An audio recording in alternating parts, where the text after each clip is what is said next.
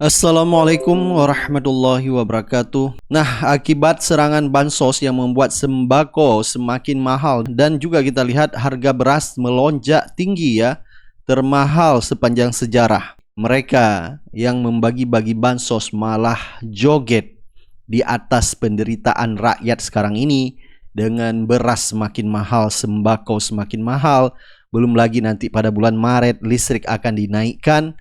Jadi mereka hanya menari di atas penderitaan rakyat Indonesia. Di mana hati nurani mereka ini?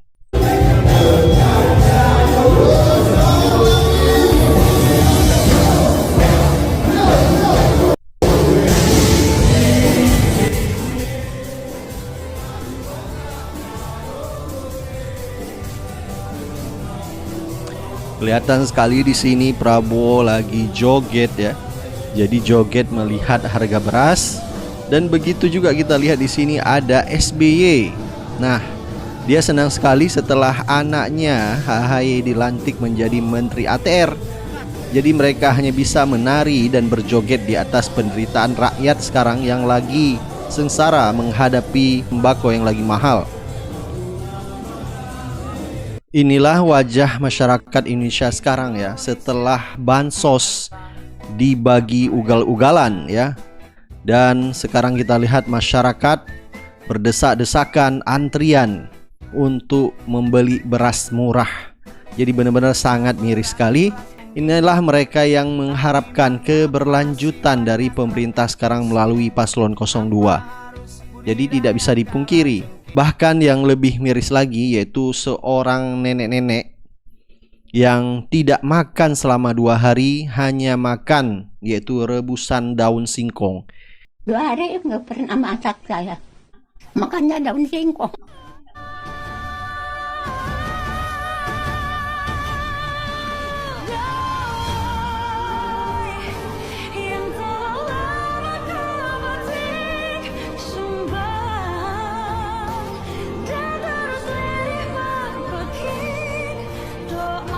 Sementara mereka berjoget di atas penderitaan masyarakat Indonesia yang lagi susah. Bahkan mereka mengatakan bahwa kelangkaan beras ini bukan disebabkan karena Jokowi bagi-bagi beras. Jadi logika Jokowi ini dinilai oleh masyarakat adalah logika yang sesat. Masalahnya ketika stok beras itu dipakai untuk bansos, artinya dia out of market, dia keluar dari pasar. Yang kemudian stok beras di pasar itu menipis, yang kemudian meninggikan harganya. Ini saya kira adalah dampak-dampak yang tidak diperhitungkan oleh pemerintah hari ini. Kenapa? Karena mereka sudah buta bahwa pork barrel, nah gentong babi ini kan sebenarnya pork barrel ini adalah istilah yang muncul di Amerika ketika Presiden Nixon ketika itu berusaha menggelontorkan dana di daerah-daerah di mana daerah itu yang minim dukungan terhadap Richard Nixon ketika itu, sehingga muncul istilah pork barrel, gentong babi. Jadi dana dari pemerintah itu digelontorkan kepada ceruk elektoral yang minim dukungan dan berbau bantuan sosial. Ini sama sebenarnya. Nah, yang dilakukan Pak Jokowi adalah kenapa pork barrel ini kemudian menggelontor di Jawa Tengah? Karena elektoral di Jawa Tengah itulah yang menjadi target penguatan untuk paslon Prabowo Gibran. Nah, yang tidak diperhitungkan oleh pemerintah adalah ketika stok beras ini ditarik habis-habisan dan dijadikan bansos, maka market kemudian kekurangan stoknya. Ini juga pernah terjadi juga, pork barrel ini terjadi di Brazil. Ketika pemilu Brazil terakhir, Jair Bolsonaro justru kesandung oleh pork barrel ini. Akhirnya masyarakat terjadi resistensi yang luar biasa karena naiknya harga-harga logistik. Nah, ini yang bisa jadi kalau menurut saya by design pemerintah untuk satu tujuan tertentu. Menurut saya ya ini mohon maaf, kenapa kemudian anggaran 50 triliun diblokir oleh Menteri Bu Sri? Karena Bu Sri tahu dampaknya ketika stok beras itu diambil habis-habisan untuk program pork barrel, ini equilibrium ekonominya tidak akan tercapai, sehingga akan terjadi kenaikan harga logistik. Dan ini kalau dibiarkan terus secara berlarut-larut akan meningkatkan inflasi. Daya beli masyarakat tidak akan bisa menjangkau harga beras. Ini kalau kita bicara tentang geoekonomi ya berat lah.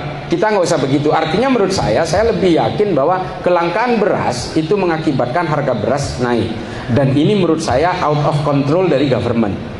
Karena stok beras yang seharusnya terjun ke pasar untuk menjaga stabilitas harga itu ditarik semua untuk dijadikan sebagai bansos yang otomatis, yang notabene bukan bagian dari market.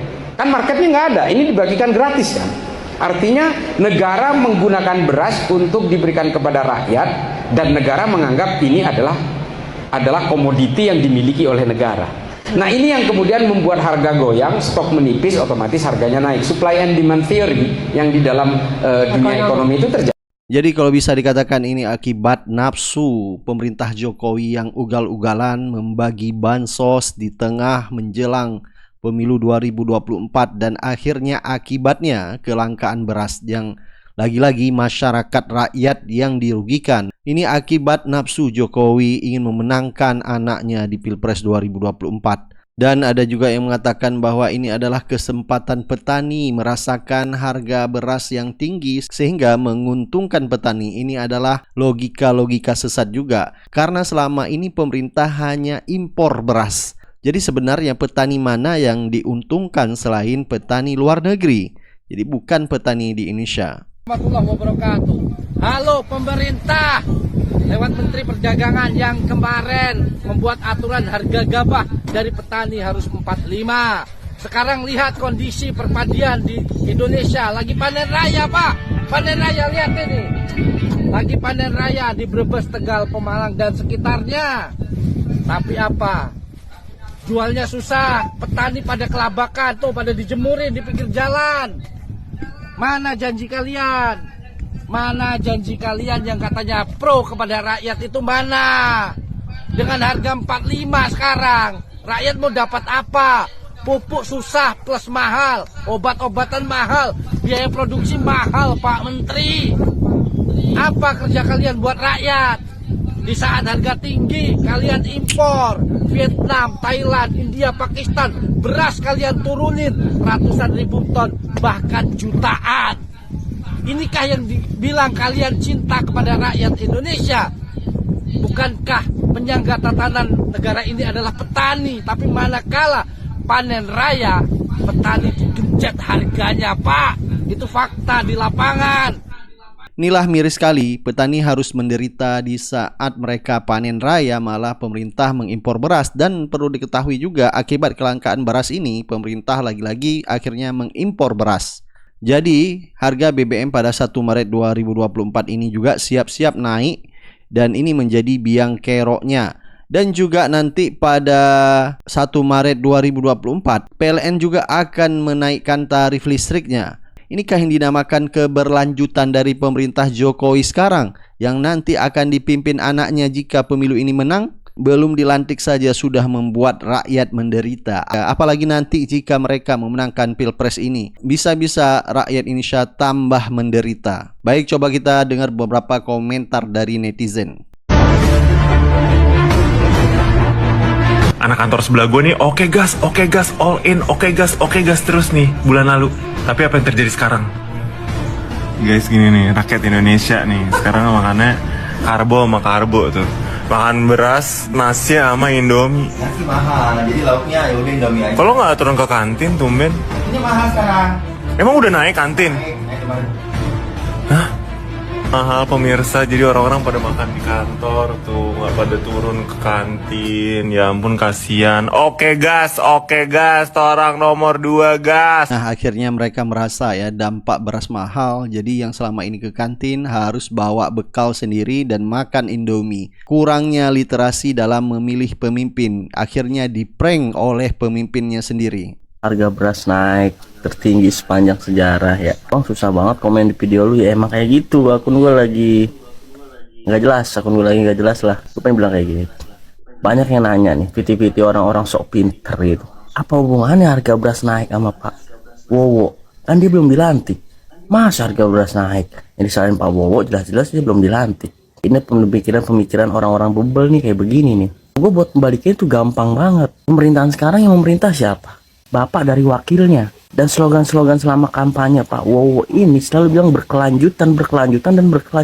Dari situ aja lu harus sudah paham apa yang mau dilanjutin, yang kayak gini mau dilanjutin. Bukan penyelesaian tapi dilanjutkan, yang kayak gini. Gimana ya, pemikiran nggak habis pikir gitu. Saran aja sih, saran gue aja nih ya. Ini pendukung-pendukungnya dia nih. Ntar kalau punya anak nggak usah dikuliahin. Apalagi bercita-cita jadi guru besar. Jangan. Sia-sia ntar. Kalau lu semua nguliahin anak lu dan anak lu sudah bisa berpikir yang baik dan benar yang mana, ketika dia menemukan yang tidak baik dan dia bersuara, takutnya dibilang sewaan suaranya. Gimana perasaan lu yang udah nguliahin capek-capek? Dan ntar misalnya anak lu nih terlalu pintar dan akhirnya jadi guru besar, sama dibilang bersuaranya itu karena ada kepentingan. Jadi sayang lu kan nyekolahin. Buat lu nih pendukungnya nih, ntar kalau punya anak udah gak usah disekolahin dah, ya. Sayang biayanya. Mendingan ditabungin aja biayanya ya. Buat bikin kontrakan kayak buat bikin usaha, jangan sekolahin, takutnya dibilang mahal sewa. Jangan ya.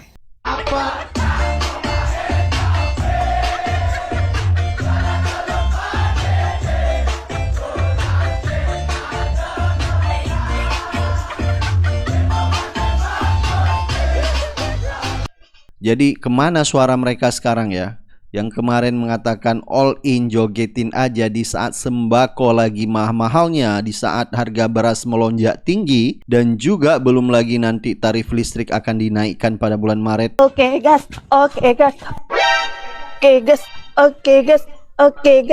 Waduh, Romanya girang amat, Mak. Ya iyalah, kan coblosan emak menang. Yang bener nih, menang. Ya iyalah menang. Emang lu gak nonton berita? Kan udah deklarasi kemenangan. Yah, Mak, yang kemarin-kemarin juga udah begitu. Katanya udah menang. Taunya yang Ono yang menang. Udah, pokoknya tahun ini mah oke gas. Mak, beras mahal. Hah? Gak apa-apa beras mahal juga. Yang penting mah joget. Oke gas.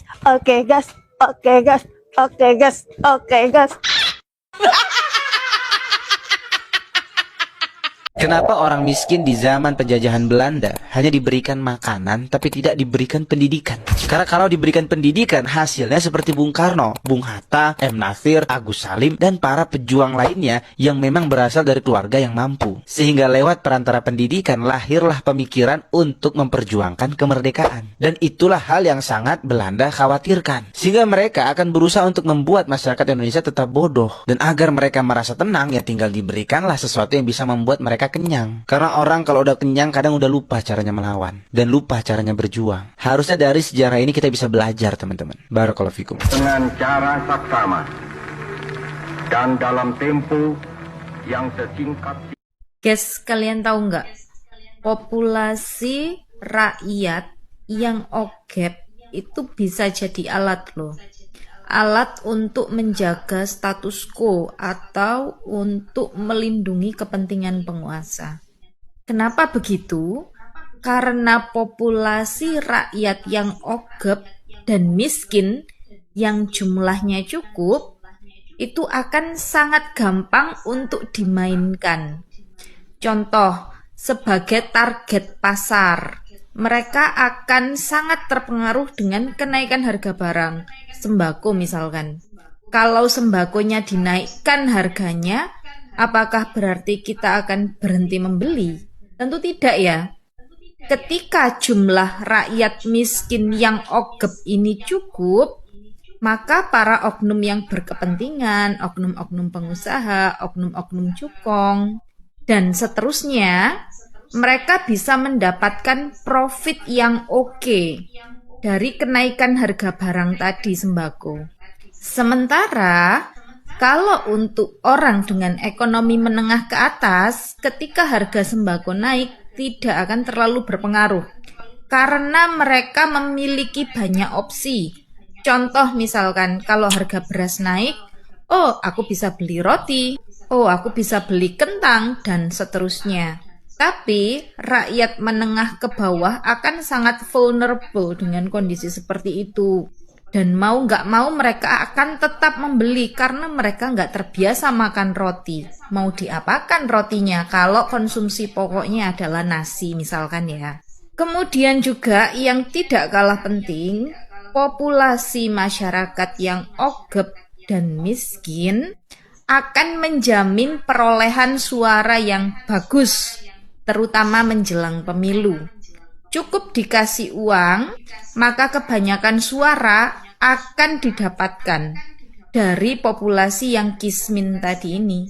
Karena mereka nggak ada pilihan lain ya. Siapa yang bisa ngasih uang, itu akan mereka pilih. Kenapa bisa begitu? Karena ketika rakyat ogep dan miskin, kemampuan berpikir kritisnya itu akan kurang. Yang ada hari ini dinikmati hari ini, perkara besok urusan besok. Dan itu bisa diubah paling gampang melalui pendidikan. Kemiskinan dan keogepan itu penyembuhnya, obatnya itu adalah pendidikan, guys. Ketika pendidikan didapatkan dengan baik, maka orang bisa berpikir out of the box. Kalau misalkan hari ini punya uang 200 juta, nggak saya habiskan semua hari ini. Oh, besok saya investasikan segini di saham. Oh, mau saya pakai segini untuk beli tanah misalkan. Dan sisanya sebagian kecil saya manfaatkan untuk dimakan selama 2 atau 3 bulan. Contoh aja ini ya. Ketika rakyat ini sudah mulai berpikir kritis, tentu nggak akan bisa disetir dengan mudah. Dan berarti perolehan suara si penguasa akan terancam. Jadi salah satu cara yang paling baik untuk mengendalikan negara tetap dalam genggamannya adalah dengan memastikan populasi orang kismin dan ogep cukup untuk suara mereka nantinya. Ini berlaku untuk semua negara-negara yang berpaham demokrasi ya di dunia. Dan ini dipraktekkan di banyak negara. Semoga membantu. Jadi sangat masuk akal sekali apa yang disampaikan oleh kakak ini. Jadi orang yang kurang ilmunya dan miskin sehingga cepat dipengaruhi, dan ini menjadi target pemerintah di saat pemilu seperti sekarang ini. Seperti kita lihat melancarkan serangan bansos ugal-ugalan sehingga harga sembako pun malah tambah menjadi-jadi. Lagi-lagi rakyat yang harus menanggung akibatnya. Mudah-mudahan ke depan kita lebih cerdas ya melihat sosok pemimpin ya. Jadi tidak hanya diiming-imingi yaitu sembako dan bansos, tetapi kita harusnya lebih cerdas dan punya martabat dan harga diri, lebih menerima yang lebih rasional seperti pendidikan gratis dan kesehatan gratis, tidak dengan embel-embel makan siang gratis, dan itu pun sangat sulit untuk direalisasikan. Baik, silakan Anda beri pendapat dan komentar Anda. Kita akan ketemu di video selanjutnya. Assalamualaikum warahmatullahi wabarakatuh.